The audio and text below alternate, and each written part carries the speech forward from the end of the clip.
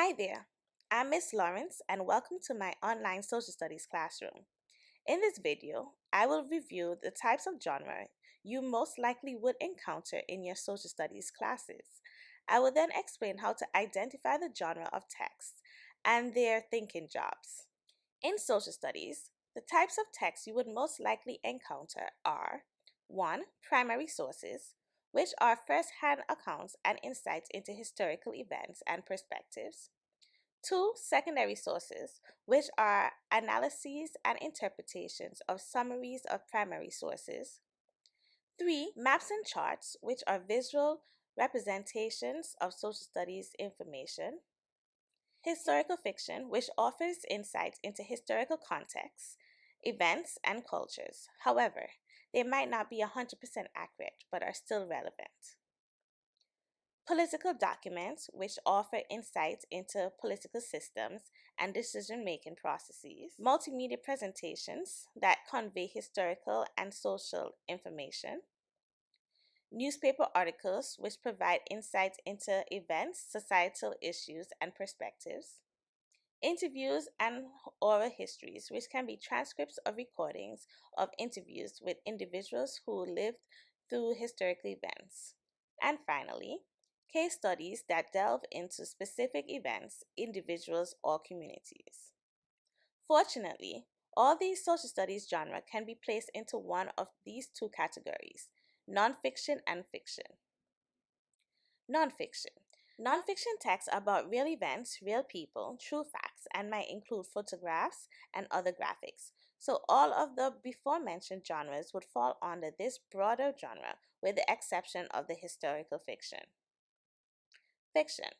Fictional texts, on the other hand, are not true stories. They contain characters and might have illustrations and dialogues.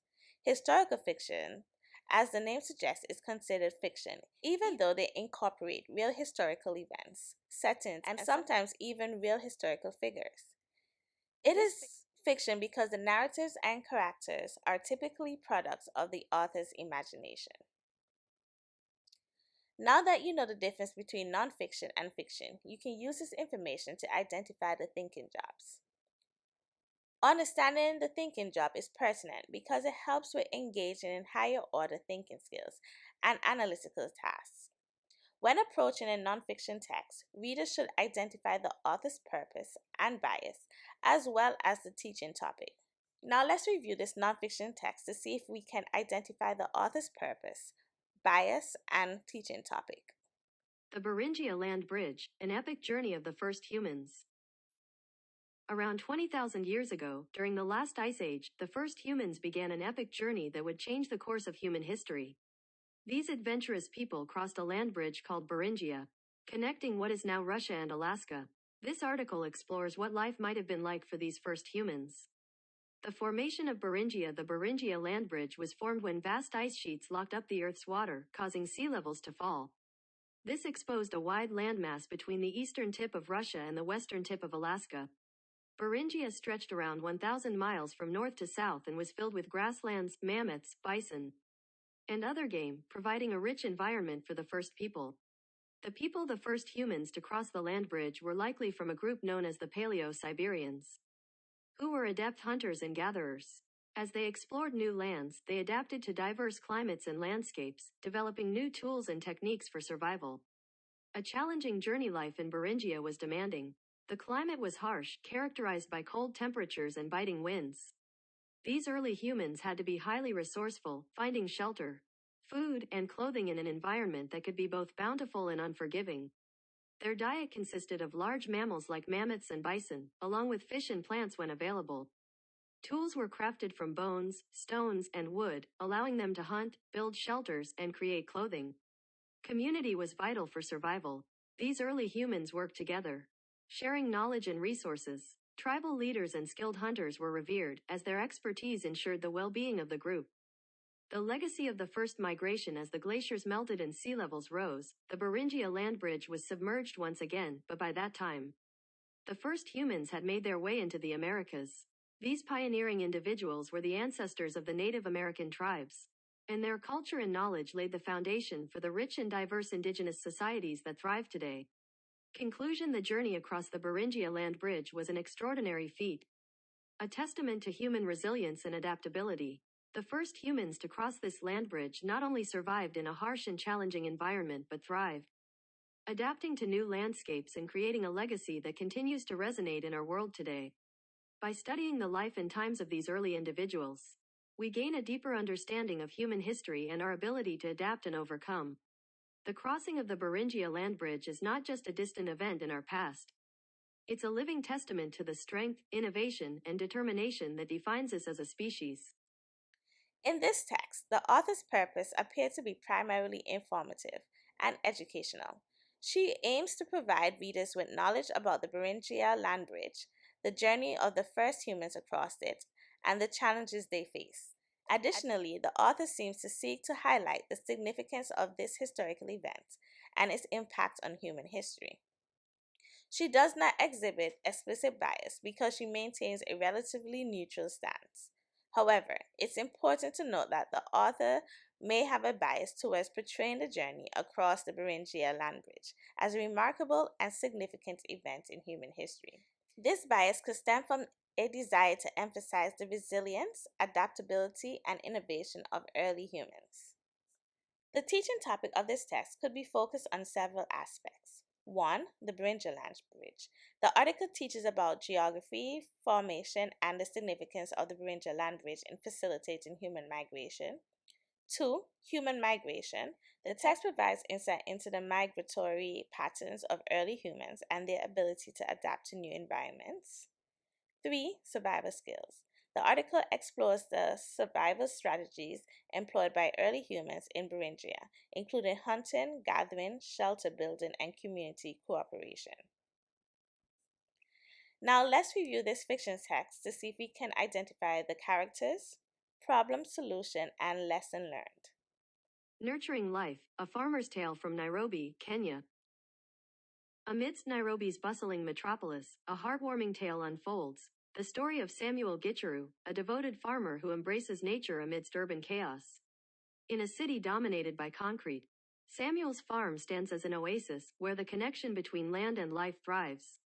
Growing up in Nairobi, Samuel inherited a love for agriculture from his family. As a young boy, he spent weekends with his grandfather, tending to a small plot of land on the city's outskirts.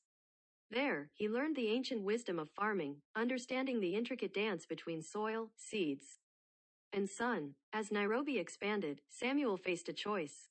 While his friends sought opportunities in offices and businesses, Samuel's heart remained rooted in the land. He believed he could make a difference through his passion for farming. With determination, Samuel acquired a small piece of land on the city's fringes. At first, his friends doubted his dreams as old-fashioned and impractical. Yet, Samuel saw potential in the fertile soil beneath the surface.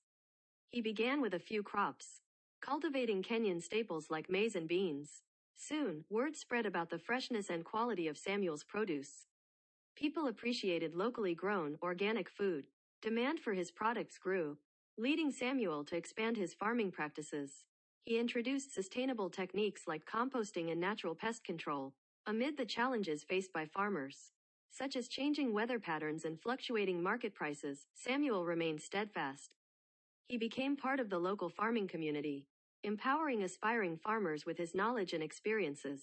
Samuel also advocated for better resources and fair pricing through farmer cooperatives. Samuel's journey as a farmer in Nairobi hasn't been without hardships, but his dedication to the land and community reaps rewards. His story reminds us that amidst the urban jungle, the spirit of agriculture can thrive, nourishing not just bodies but also souls. Samuel Gicheru's farm stands as a testament to the enduring power of the earth and the unwavering spirit of those who nurture it, even in a bustling city like Nairobi. In the midst of urban chaos, Samuel's farm serves as an oasis, exemplifying the enduring power of nature and the profound impact of farming on the community and environment. His story inspires others, demonstrating that passion, dedication, and a deep connection to the land can overcome even the most challenging circumstances. Samuel Gicheru stands as a shining example of the farmer's role in nurturing life and sowing the seeds of hope for a greener, more sustainable future. The main character is Samuel Gicheru, the protagonist and dedicated farmer in Nairobi, who inherited a love for agriculture from his family.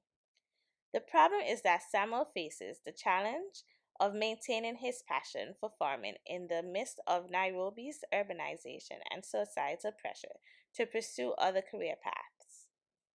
The solutions for Samuel to remain committed to his love of farming and acquires a small piece of land on the city fringes to pursue his passion. There he implements sustainable farming techniques and builds connections within the local farming community to overcome challenges such as changing weather patterns and fluctuating market prices, which leads to the success of his farm despite initial doubts and obstacles. There are several lessons to be learned here. 1. The story teaches the importance of following one's passion and staying true to oneself, even when faced with societal expectations or challenges. It emphasizes the value of hard work, determination, and innovation in pursuing goals and overcoming obstacles. 3. Samuel's story highlights the significance of agriculture in nurturing both communities and the environment, showcasing the enduring power of nature and the impact of farming on society. 4. The narrative also underscores the role of mentorship and community support in empowering individuals to succeed in their chosen endeavors. But for social studies students, the lesson I believe your social studies teacher would want you to learn is the one about the significance of agriculture in nurturing both communities and environment because of the impact it has on society. In conclusion, to navigate the diverse landscape of social studies text, we need to understand whether the text is nonfiction or fiction. For nonfiction texts, we must reflect on the author's purpose, bias, and teaching topics within these texts in order to uncover deeper truth about history, society, and ourselves. In historical fiction, we gain insight into historical context, events, and culture when we study the characters, identify their problems and solutions to find out the lessons learned. I hope this video was helpful in many ways. Drop your reason for watching this video in the comment section below.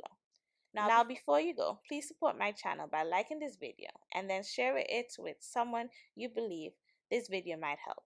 Also, do me the big favor of subscribing to my channel and turning on your notifications so that you do not miss any of my educational videos. Thank you and have a great day.